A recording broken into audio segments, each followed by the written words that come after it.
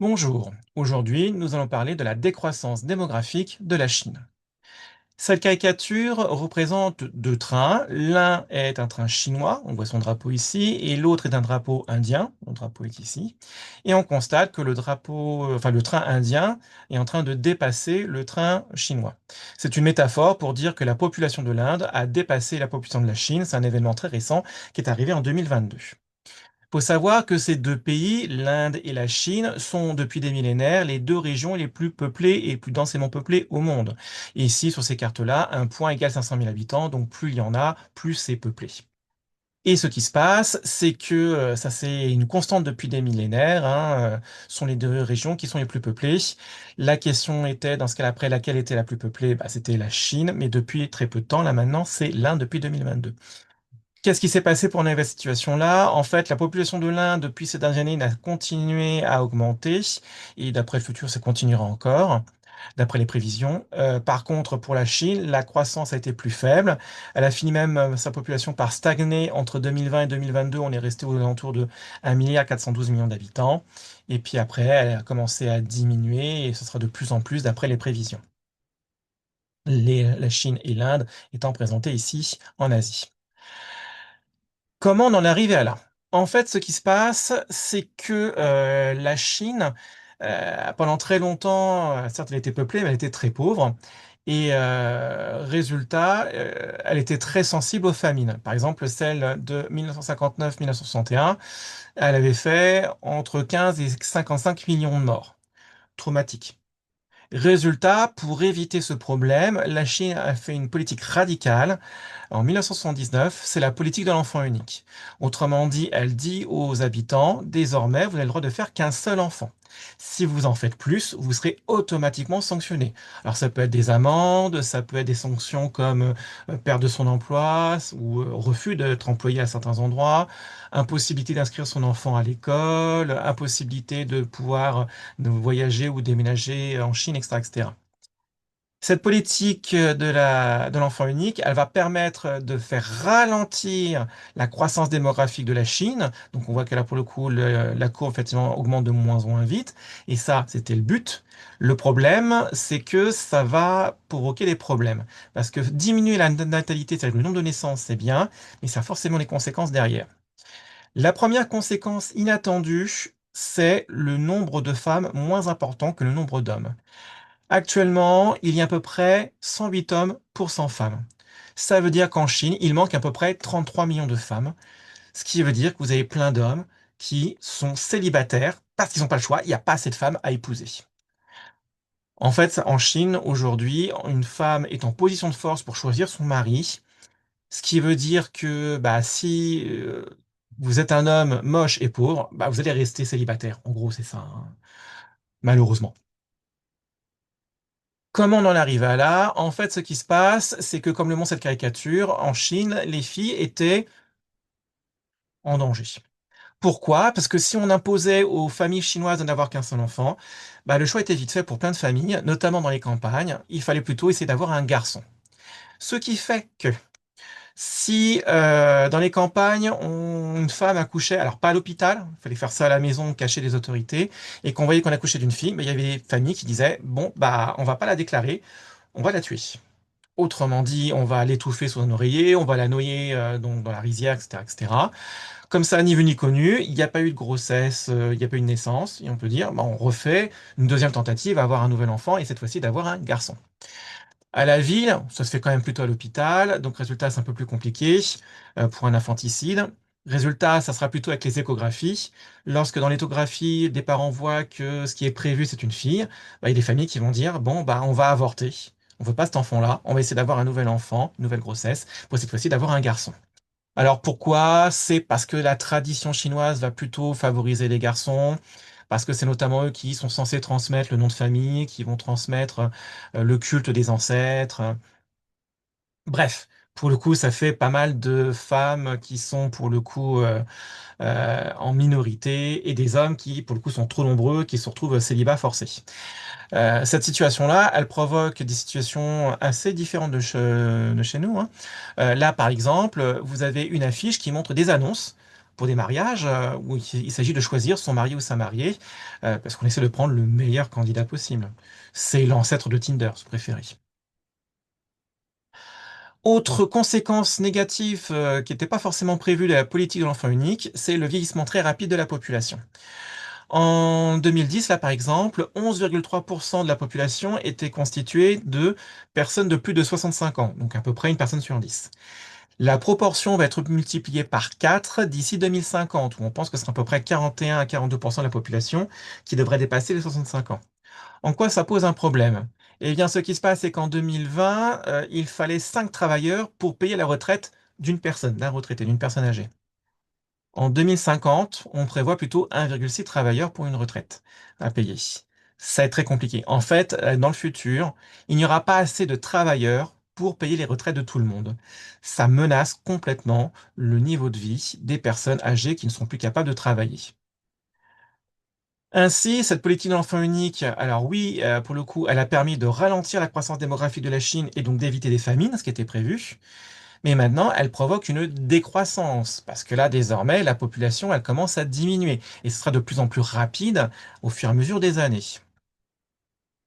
Face à ce problème, la Chine, elle a décidé de mettre en place plusieurs mesures pour résoudre, que ce soit la décroissance, le vieillissement de la population, voire effectivement donc aussi donc les infanticides des petites filles. La première solution, ça a été d'assouplir la politique de l'enfant unique. En 2015, on a commencé à dire qu'on pouvait faire 2 enfants. En 2021, on a commencé à dire qu'on pouvait faire 3 enfants. Donc c'est justement le sujet de cette caricature. Par exemple, là, il y a un couple, le mari, il a jeté sa petite fille dans un puits pour la tuer parce qu'il voulait essayer d'avoir un garçon. Et tout à coup, la loi est tombée pour dire, ah bah c'est bon, en fait, on peut faire un deuxième enfant. Bon bah trop tard, hein, clairement. C'est de l'humour noir, mais c'est pour montrer la situation. Le problème, c'est que les gens, ça ne les a pas convaincus de faire plus d'enfants pour autant, malgré que la loi l'y autorise. Pourquoi? Parce que les familles aujourd'hui en âge de procréer, de faire des enfants, elles se disent c'est pas le moment, c'est pas possible. Pourquoi? Parce que non seulement elles doivent vivre avec le salaire qu'elles ont, et ça n'a pas forcément suffisamment augmenté aujourd'hui, mais en plus elles doivent trouver de l'argent pour payer les retraites et s'occuper donc en fait de leurs parents, et en même temps de leurs propres enfants, et qui coûtent extrêmement cher. Donc résultat, ils n'ont plus les moyens pour payer pour tout le monde en même temps, c'est-à-dire eux, leurs enfants, leurs parents, ça devient un vrai problème. Donc ça empêche les gens, ça les dissuade de faire des enfants. La Chine et les entreprises chinoises, qui sont très liées donc au Parti communiste chinois, essayent d'inciter les gens à faire des enfants. Donc, par exemple, là, durant l'été 2025, la Chine annonçait qu'elle allait mettre en place une allocation de 420 euros par an pour toutes les familles qui feraient un enfant ou plus, hein, bien évidemment, de moins de 3 ans. Devinez, ça ne marche pas tellement énormément a priori, parce que d'autres pays ont essayé de faire la même chose, c'est pas suffisant comme somme. Autre incitation, ça serait carrément des entreprises qui proposent des primes à leurs employés qui feraient des enfants. La Chine, qu'est-ce qu'elle a proposé aussi donc il y a peu de temps? C'est donc d'abaisser l'âge légal du mariage à 18 ans, alors que c'était avant 22 ans pour les hommes et 20 ans pour les femmes, en se disant s'ils peuvent se marier plus tôt, bah, ils vont se marier et faire des enfants. Bon, là encore, c'est pas là le problème, c'est pour ça que ça ne marche pas. Ça peut être aussi des mesures plus coercitives. On fait pression sur les gens pour dire vous faites des enfants. Là, par exemple, vous avez une entreprise qui a essayé de dire si vous êtes célibataire, vous avez donc 3 trimestres de temps pour essayer de vous trouver quelqu'un et vous marier, sinon vous êtes renvoyé. Inutile de vous dire que ça fait un énorme scandale. Finalement, l'entreprise a reculé au scandale médiatique. Mais il n'empêche que on est à là dans les mentalités. Là actuellement, vous avez par exemple des officiels de l'État qui vous appellent sur votre téléphone portable régulièrement pour vous demander bonjour, vous avez vos règles actuellement? Bonjour, vous comptez avoir un enfant actuellement? Bonjour, vous faites ce qu'il faut pour effectivement avoir un enfant actuellement? Enfin, c'est du harcèlement téléphonique, non pas pour acheter quelque chose, mais pour faire un enfant. On en est à là. Donc, tout ça fait que on fait comprendre aux gens qu'il faut se marier, qu'il faut faire des enfants. Et même si on fait, par exemple, dans le cadre de l'État, des speed dating, pour effectivement essayer de faire rencontrer les gens, faire des mariages, ça ne marche pas concrètement. Qu'est-ce qui pourrait marcher? Plusieurs solutions. Mais elles sont plus difficiles à mettre en place. Première solution, ça serait diminuer, voire même carrément supprimer la pratique de la dot. La dot, qu'est-ce que c'est? C'est une somme d'argent que, en Chine, les parents du marié, donc de l'homme, doivent payer à la famille de la mariée, donc de la femme. Pourquoi? Parce qu'en fait, on considère que la famille, enfin que l'épouse en fait va quitter sa famille, ses parents, et donc va pas s'occuper d'eux. Donc ça sert de compensation financière. La somme, en fonction effectivement des gens et des richesses des familles, ça peut aller de 10 000 à 50 000 euros. Alors soit en liquide, soit effectivement en objet, en propriété, en voiture, etc., etc. Et c'est une vraie pression sociale, hein. Ça crée effectivement donc des ruptures, carrément effectivement parfois dans les couples, parce que ça ruine les gens et les familles. Les gens sont prêts à s'endetter pour tenir l'honneur par rapport au paiement de la dette. Mais ça fait surtout qu'en fait des gens après disent bon, on va pas se marier parce que c'est trop de tracas, trop de difficultés, quoi. Deuxième solution durable, ça serait quand même diminuer le coût de la vie qui ne cesse d'augmenter en Chine, que ce soit le logement par exemple, hein, mais aussi l'éducation des enfants. Il faut savoir qu'en Chine, les parents sont très très investis dans l'éducation de leur enfant qu'ils veulent absolument voir réussir à l'école. Euh, et donc résultat, ils investissent beaucoup notamment dans le soutien scolaire. La journée de travail d'un enfant en Chine, c'est pas seulement l'école, c'est après les cours du soir, qui se terminent souvent vers 11 heures minuit. Quand je dis 11 heures, c'est 11 heures du soir, donc 23 heures, hein. Et si on prend de bout à bout le paiement de tous ces soutiens scolaires pendant toute une scolarité, on peut atteindre facilement 70 000 euros pour que votre enfant réussisse au mieux et passe facilement les concours d'entrée aux grandes universités qui ouvrent après aux bons métiers, bien payés, etc., etc. C'est très dissuasif, très dissuasif. Donc, résultat, il y a plein de familles qui disent après, on va pas faire d'enfance, on n'a pas les moyens d'élever correctement notre enfant, on va pas en faire. Troisième solution durable, ça serait réformer le secteur des retraites. Là, dans le futur, je vous avais dit qu'on prévoyait plutôt 1,6 travailleurs pour payer la retraite d'une seule personne âgée. C'est pas assez, c'est une évidence. Donc plusieurs solutions, hein. Première solution, ça serait reculer l'âge de départ à la retraite. Là, actuellement, on part entre 55 et 60 ans. C'est très tôt à la retraite, voire même 50 ans pour effectivement les femmes ouvrières.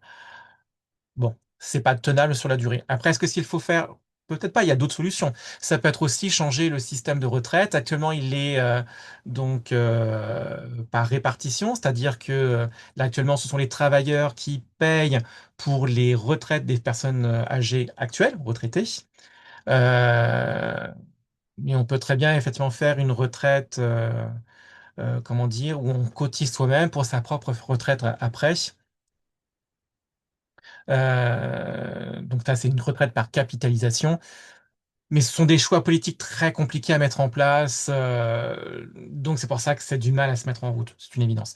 Mais bon, il va falloir effectivement y travailler là-dessus, c'est une évidence. Quoi qu'il en soit, si je résume cette leçon, donc la décroissance de la démographique de la Chine, elle se passe en Chine, justement, en Asie de l'Est. La population est en train de diminuer depuis 2021, et c'est pour ça qu'elle s'est fait passer devant l'Inde, la population de l'Inde est passée devant la population de la Chine, justement en 2022. Et donc, parce que tout simplement, il y a plus de morts que de naissances aujourd'hui, hein. Les gens ne font plus suffisamment d'enfants. La cause, c'est parce que l'on a mis en place la politique de l'enfant unique pour éviter les famines en 1979. Et c'est comme ça qu'on a habitué les gens à faire de moins en moins d'enfants. Là, aujourd'hui, en moyenne, c'est 1,16 enfants par femme. C'est très peu. Donc, c'est vrai qu'il y a plein de femmes qui ne font plus d'enfants, tout simplement. Les conséquences négatives, c'est donc le vieillissement de la population qui va passer à 21% en 2023, alors que c'était seulement à 7% en 2000.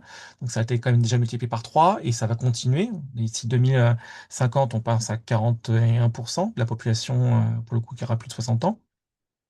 Et puis, donc, il y a un manque de femmes. Il y a eu donc en fait pas mal d'infanticides, des familles qui ont choisi de ne pas avoir de filles pour essayer d'avoir un garçon. Donc, désormais, il y a un déséquilibre entre les filles et les garçons. Les garçons sont plus nombreux, ce qui les force au célibat pour certains, ou éventuellement à aller chercher une femme à l'étranger. Et enfin, tout simplement, les familles, elles se disent, de toute façon, là, je vais arrêter de faire des enfants, j'ai plus les moyens, parce que je dois à la fois m'occuper de mon enfant et, pour le coup, de mes parents. C'est pas possible, c'est pas gérable. Il n'y a plus les moyens. Les solutions durables, c'est donc d'alléger la politique de l'enfant unique. Ça y est, ça c'est fait. On peut faire maintenant jusqu'à 3 enfants, c'est autorisé. Mais ce qui va être plus difficile, c'est donc réformer, changer la façon de voir le mariage et notamment le paiement de la dot. Est-ce qu'on doit vraiment maintenir cette pratique qui freine les mariages parce que le coût est exorbitant? C'est diminuer le coût de la vie, notamment de l'immobilier, et aussi le coût de l'éducation des enfants, parce que ça coûte extrêmement cher. Faut savoir que quand même 70% des enfants font des cours de soutien scolaire après les cours, jusqu'à 11 h minuit, pour essayer de décrocher les meilleurs concours universitaires, et donc après les meilleurs métiers, les meilleurs diplômes. Et puis donc il va falloir réformer le statut des retraites, parce qu'actuellement c'est infinançable à l'heure actuelle avec le vieillissement de la population. Pour voir si vous avez compris cette leçon, vous allez essayer de répondre à ces 5 flashcards questions-réponses. Mettez la vidéo en pause le temps de répondre à ces questions-là, puis après vous la relancez pour voir la correction. Allez, mettez en pause.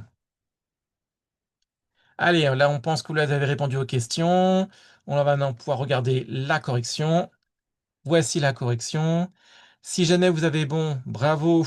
Et si jamais il y a des petites erreurs, corrigez-les avant de terminer cette vidéo. À la prochaine!